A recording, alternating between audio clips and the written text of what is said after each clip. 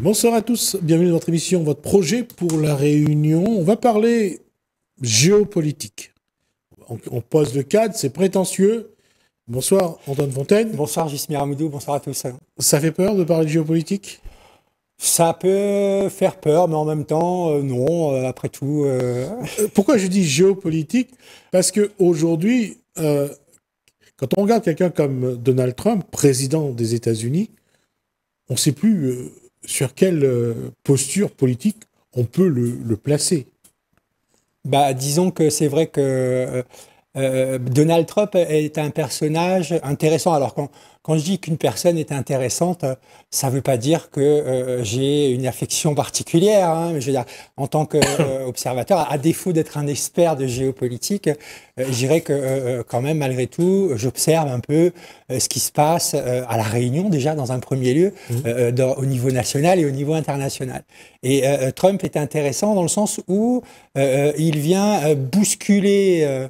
je dirais un système établi, un système de domination établi, mais pas pour supprimer ce système. Hein, pour, je dirais, et ça c'est mon point de vue, c'est pour voir comment on peut dominer encore plus et on le davantage les gens. On le voit actuellement en Europe avec la posture de Poutine. Alors, Poutine va-t-il finalement envahir toute l'Ukraine ? Prendre toute l'Ukraine, parce que s'il hésite jusqu'à maintenant, c'est parce qu'il ne sait pas trop apparemment où aller, mais là, aujourd'hui, il donne l'impression qu'il va aller en Ukraine, parce que la bataille, quand on voit la bataille qu'il y a entre les Russes et l'Europe, c'est pas... on ne voit pas dans quel sens ça peut aller. Et quand on regarde autour, que ce soit des Chinois, avec le président de Chine, Xi Jinping, quand on regarde l'Inde, avec son Premier ministre Narendra Modi, aujourd'hui, c'est plus un pays, c'est même pas un parti politique, c'est un individu qui porte une politique. On le voit avec, en Turquie, avec un président omnipotent. Tout à fait. Bah, je dirais que ce qui est intéressant aussi de faire dans une analyse, c'est de replacer les choses dans un contexte historique et sur la durée. Ce qui arrive aujourd'hui, ce qui se passe dans le monde, c'est pas le fruit du hasard, ça ne débarque pas comme ça du jour au lendemain et ça s'inscrit dans un temps historique où, qui a consisté, alors peut-être je ne sais pas jusqu'où on pourrait remonter exactement, hein, mais je dirais, on s'inscrit aujourd'hui dans un monde globalisé, dans un monde qu'on appelle capitaliste, et le capitalisme, il vient bien de quelque part dans le temps. Hein, je dirais à peu près, allez, 300, 400 ans. Et le principe du capitalisme, en fait, c'est de tout détruire. Hein, de tout détruire sous couvert d'exploitation et de domination. Et on arrive aujourd'hui à une période de l'histoire du capitalisme où on voit bien qu'on est dans une spirale d'autodestruction et quelque part ce sont des cycles et ce cycle-là qu'on est en train de vivre, il n'est pas vraiment nouveau, il s'est déjà produit avant, et je dirais, on remonte un peu avant la Deuxième Guerre mondiale.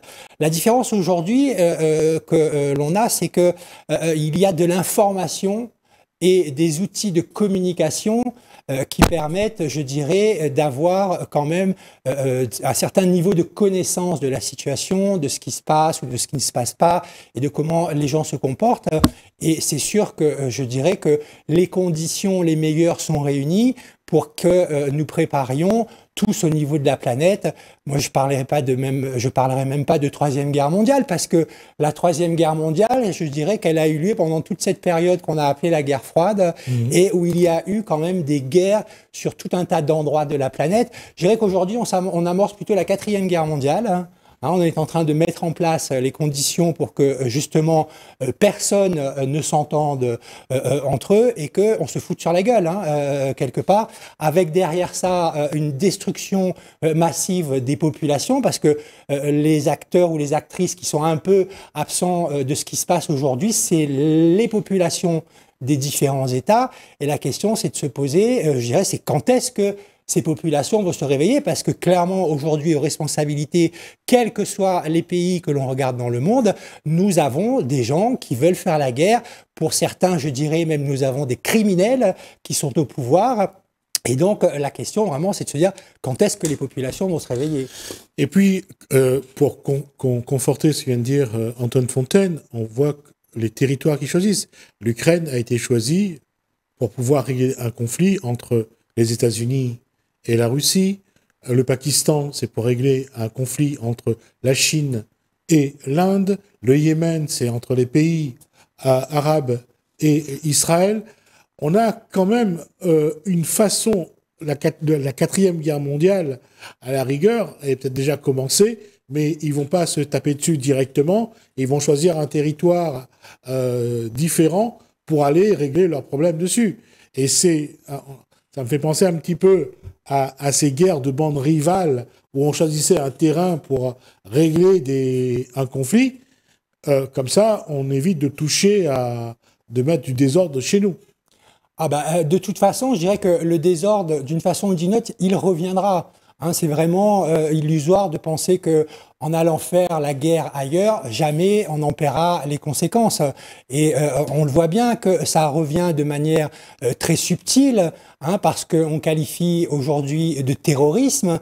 Mais en tout cas, je dirais que même si nous ne sommes pas sur des fronts directement où la guerre se déroule, il y a bien forcément des conséquences qui en résultent pour les populations qui, quelque part, se croient protégés.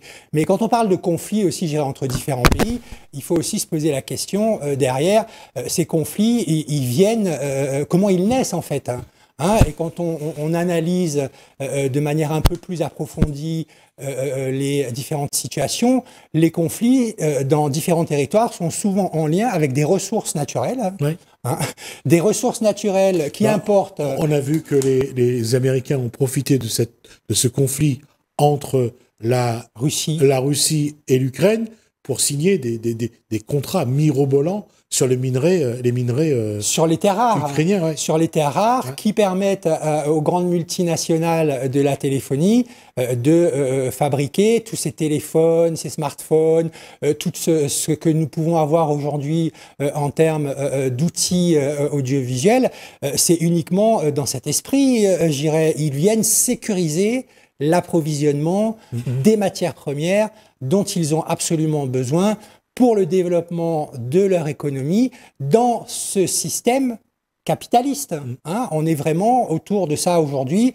La seule ambition, le seul objectif que l'on peut avoir, c'est de faire de l'argent.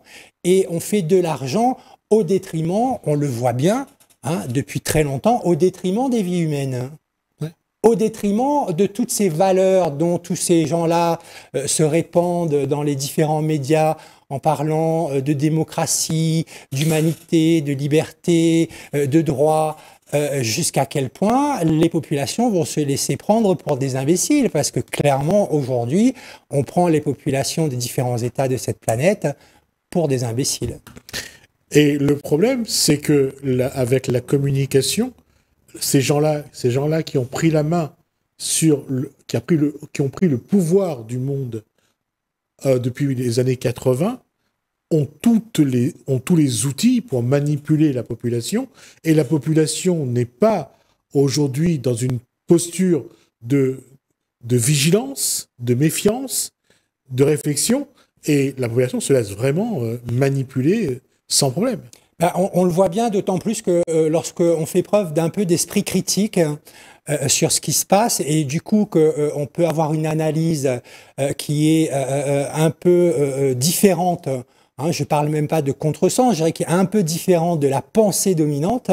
On voit bien à quel point il est difficile aujourd'hui dans les débats publics de faire preuve de cette analyse un tant soit peu critique, sans être catalogué immédiatement de complotiste, sans être catalogué immédiatement de fasciste ou d'une personne qui est à l'extrême droite. Et en fait, on se rend compte quand on analyse les choses, que finalement le fascisme et l'extrême droite, ce sont ceux, quelque part, ça fait un peu cours de récréation, hein, c'est celui qui dit qui est. Ouais. Et c'est un peu ça aujourd'hui, en fait. J'avais parlé du pompier pyromane. C'est la même chose, ouais. C'est le pompier pyromane, c'est comment on allume un feu et derrière on vient justifier le fait que on met en place les moyens et pour tout ça fonctionne comme ça. Hein, pour le trou de la sécu, pour le droit à la retraite, on crée un problème qui à la base n'existait pas vraiment pour permettre on culpabilise les gens et pour permettre derrière finalement à ces multinationales, quel que soit leur secteur d'activité, de venir toujours un peu plus sucer les États et faire de l'argent. Et ça m'a fait sourire, j'allais dire, quand on parle de manipulation, il y a eu à un moment donné est sorti le dossier Nestlé. Oui. La qualité de l'eau qui n'était pas aux normes. Et quelques temps après est sorti un dossier sur les frères musulmans. qui vient effectivement couvrir, et on se rend bien compte que la communauté de la nation qui est de confession musulmane, c'est un peu le bouc émissaire. Je dirais que ce genre d'attitude a déjà fait ses preuves précédemment dans l'histoire. On pointe du jour toujours un phénomène ou quelque chose, ou quelqu'un qui est étranger, pour désigner un bouc émissaire, pour permettre finalement aux différents gouvernements de continuer à mettre en place ces politiques mortifères qui consistent à exploiter au plus haut point et jusqu'à la mort les habitants d'un territoire, les travailleurs et les travailleuses de ces territoires, les chômeurs et les chômeuses. Tout est fait, tout est mis en place pour que, en tout cas, tous ces gens, tout ce qu'on peut considérer comme le peuple, hein, ne s'entendent jamais et trouvent toujours un bouc émissaire facile qui soit... alors déjà, je dirais, la population, elle est dégradée. Hein, on lui renvoie souvent une image d'elle de feignants, de gens qui ne sont rien, de gens qui sont descendants, etc. Et dans ce déclassement, dans ce travail très minutieux, je dirais même qui relève quelque part presque de la psychiatrie, hein, comment on permet à un individu de se dévaloriser et que cet individu, pour essayer de retrouver un peu d'estime de soi, il trouve quelqu'un qui soit encore plus dévalorisable que lui-même. Oui, parce qu'il vaut mieux qu'il soit divisé, ça permet de mieux régner, d'une part, et de l'autre, dans ce que vient de dire Antoine Fontaine. Je trouve ça fantastique, parce que ça marche, de finalement, de tellement culpabiliser le peuple, qu'on finit par lui faire croire que tout ce qui ne va pas, c'est de sa faute. Tout ce qui ne va pas, c'est de sa faute, et je dirais, à La Réunion, on a quand même un avantage, c'est que la Réunion, en tout cas l'histoire de la Réunion, est née avec la première vague du capitalisme, et je dirais les outils d'exploitation, de domination, quelque part, ils ont été testés sur nos territoires. Et que, ayant, je dirais, cette expérience, finalement, on pourrait penser que on aurait un temps d'avance sur ces personnes qui mettent en place ce système d'exploitation, et on se rend compte finalement qu'il y a quand même une difficulté parce qu'aujourd'hui, il y a toujours une perpétuation de cette exploitation qui se manifeste de tout un tas de façons complètement différentes sur des sujets comme la vie chère ou sur des sujets comme l'emploi, le travail, le chômage, etc. Où, eh bien, malgré tout, on a des responsables, qu'ils soient dans le domaine économique ou politique, qui perpétuent un peu ce système, et je dirais qu'à ce jeu-là, je ne pense pas que nous soyons tous gagnants, et l'histoire nous montre justement que lorsque, à ce point, il y a énormément d'inégalités entre les individus, ben, les sociétés explosent. Et ça fait énormément de dégâts, ça fait énormément de morts. Et puis après, on repart sur un nouveau cycle en se disant plus jamais ça. Et ce qui me surprend actuellement, c'est la volonté de certains de absolument recycler les vaccins. Il y a eu le chic. On a 80 000 doses de vaccins à l'arrière. Il y a eu 40 000 doses. Puis après, venu avec le président Macron, 40 000 autres doses. Actuellement, on essaye de trouver, on annonce en métropole l'arrivée de nouveaux cas du Covid-19, mais avec une évolution, un changement. Donc, on est en train de dire qu'il va y avoir, on est en train de mettre en place à la rigueur, l'arrivée d'un nouveau virus Covid. Et je me dis, il doit y avoir sacrément de doses en stock s'ils ont envie de l'utiliser et surtout de le vendre et le faire payer par l'État. Ah bah, de toute façon, je dirais que ces grandes multinationales ou ces pontes politiques qui appellent toujours, qui constatent toujours qu'il y a trop d'États, de mauvais États, etc., lorsqu'il y a un souci, ils s'en retournent toujours vers l'État. Et pour revenir sur cette histoire du vaccin, je pense qu'il y a quand même une certaine intelligence collective de la population réunionnaise liée à différents traumatismes dans le domaine de la santé, dans l'histoire même, je dirais, assez récente de la Réunion, hein, où, à un moment donné, les gens en arrivent à une situation qui est complètement ubuesque. C'est de se dire qu'on n'a plus confiance dans les autorités qui sont censées travailler, je dirais, au service de l'intérêt général et du bien-être de la population. Parce que on nous ment, parce qu'on ne dit pas la vérité et parce que tout ça derrière est motivé effectivement par toujours plus d'argent. Comment faire toujours plus d'argent? Et c'est vrai que nos élus ici à La Réunion, sur cette histoire des vaccins, eh ben, il y aurait beaucoup de critiques à faire sur leur comportement et ce qu'ils ont contribué aussi à instiller dans le débat public et politique en disant, en encourageant la population réunionnaise à se faire vacciner contre une maladie qui existe, avec un médicament dont on ne sait pas quels sont les effets réels, ou en tout cas s'ils ont été suffisamment évalués aujourd'hui pour dire qu'on mette en place une politique de santé publique pour lutter contre cette maladie qui est le chikungunya, qui ne vient pas non plus de nulle part. C'est-à-dire qu'on a créé les conditions en abandonnant tout un tas de choses, et ce sont des décisions politiques, qui font qu'à un moment donné, les conditions les meilleures sont réunies pour les pires situations. Et quand je dis ça, c'est parce que je veux, encore une fois, à un moment donné, ils ont annoncé en métropole, les moustiques de la Camargue commençaient vraiment à transmettre le chikungunya. Et juste avant que l'été arrive, c'est les Réunionnais qui vont tester les vaccins. Et c'est ça que j'ai trouvé un peu maladroit, mais vraiment maladroit, quoi. J'allais dire, on ne sait même pas s'il y aura une épidémie de chikungunya en métropole, mais on envoie 2 fois 40 000 doses de vaccins à La Réunion et vu le nombre de personnes qui sont... Maintenant, je ne vais pas faire l'amalgame parce que je n'ai aucune preuve.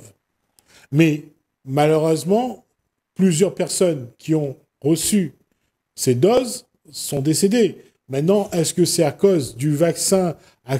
Est-ce que c'est à cause des comorbidités? Est-ce que c'est autre chose? Je ne peux pas m'avancer. Mais la question reste posée. La question est d'autant plus posée que, en fait, ce que vous soulignez aujourd'hui et ce qui nous permet de prendre conscience qu'on est à un moment de l'histoire, justement, où le pouvoir ne prend même plus le temps d'enrober tout ça, oui. De le faire passer de manière un peu plus subtile. Il arrive avec ses gros sabots, et quand je disais tout à l'heure qu'il faudrait qu'à un moment donné on se réveille parce qu'on est pris vraiment pour des imbéciles, il ne prend même plus, si vous voulez, ce temps de dire qu'on arrive à faire passer un message. Et je dirais que même sur cette vaccination où aujourd'hui on fait des tests, il y a quelque chose aussi, moi, que je trouve très surprenant sur la crise du chikungunya, c'est lâcher de moustiques soi-disant soi-disant stériles. Alors, je dis pourquoi soi-disant, parce qu'on n'a aucune certitude à 100% que le traitement effectivement qui est donné aux moustiques soit efficace. Et on relâche ces moustiques dans la nature ici à La Réunion, sans savoir quels en seront réellement les effets sur le long terme. On apporte comme ça des solutions qui coûtent de l'argent à l'État, qui rapportent évidemment à quelques-uns, sans avoir de certitude du tout sur l'efficacité de toutes ces solutions. Et si jamais on essaye de revenir sur des postures d'avant, je veux dire, aujourd'hui, il n'y a plus une politique de prévention. On ne travaille plus sur les ravines, on ne nettoie plus dans les espaces comme avant, on n'a plus de service de prophylaxie déjà d'une part. Ça a été arrêté pour permettre de vendre des bombes pour qu'on achète tous les produits anti-moustiques, anti-tout ce que vous voulez. Encore une fois, le capital a fait son choix, vive le capital, mais il n'y a plus aucune préparation. On est vraiment dans une posture où vendre des insecticides ou vendre des médicaments contre le moustique, aujourd'hui... Ça rapporte plus d'argent. Voilà. Ça rapporte plus d'argent. On n'est plus aujourd'hui, je dirais que je ne sais même pas si on peut parler de politique, parce que le politique au sens propre, et je dirais même au sens noble, c'est s'occuper de la vie de la cité, et je dirais dans différents temps, et voire même avoir une vision d'un territoire donné dans son développement qui devrait tendre quelque part, mais peut-être que c'est moi qui me trompe, vers le bien-être de la population. Mais visiblement, ce n'est pas l'ambition aujourd'hui des politiques qui s'inscrivent dans un temps très court. Et ça fait penser vraiment à ce qu'on appelle la spéculation financière. Comment on peut gagner dans un minimum de temps le maximum d'argent, souvent sur la base de mensonges. Les pyramides de Ponzo, ça existe énormément dans le milieu économique. Et on voit bien combien les multinationales ou même les banques ont utilisé ces mécanismes justement pour flouer les individus. Mais en tout cas, ce qui est certain, c'est qu'aujourd'hui, on est dans une société qui sont construites notamment sur comment faire plus d'argent au détriment de son voisin, au détriment de sa famille, au détriment de l'intérêt général, dans un minimum de temps. Alors je ne sais pas ce que ces gens-là espèrent remplir avec tout cet argent, mais ils sont tellement vides d'humanité qu'effectivement ils ont besoin de remplir leur vide avec des choses qui, je le rappelle, ça reste quand même un bout de papier. Si on prend un billet de 50 €, ça reste un bout de papier, et de la confiance qu'on accorde à ça, comme si la réussite, finalement, c'était d'être le plus riche du cimetière. Personnellement, je ne le crois pas. En tout cas, on aura au moins essayé pendant ces 20 minutes de faire, surtout avec les moustiques, une piqûre de rappel. Joli jeu de mots. Non, je trouvais que c'était vraiment une piqûre de rappel. Les moustiques sont arrivés après. Puis qu'on a parlé du capital. Donc, on aura l'occasion, et ça, je pense qu'on va essayer de comprendre aujourd'hui comment l'argent est devenu vraiment l'élément le plus important de ceux qui nous gouvernent, parce qu'il n'y a pas d'autre mot, je pense. Tout à fait. Ouais. Merci Antoine Fontaine, merci à vous de nous avoir suivis. Merci Alain Nassi François, je vous dis à bientôt.